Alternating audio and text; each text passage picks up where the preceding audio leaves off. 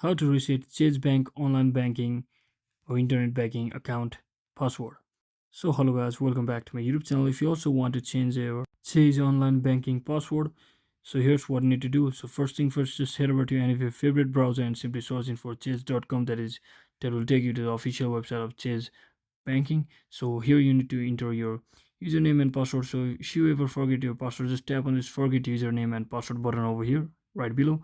So to confirm your identity, you need to first provide your social security number over here. And if you don't have social security number, you can easily click on this don't have a social security number option before proceeding on with the account card or application number.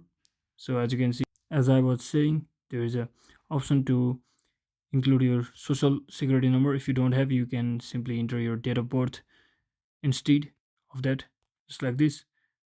So once you enter all of your details correctly, make sure to enter correctly and simply click on next. And from over here, you just have to follow the on-screen instruction by simply clicking on next and until it verifies, and it will give you option to simply reset your password just like that. And once you reset it, you need to enter re-login with your username as well as password.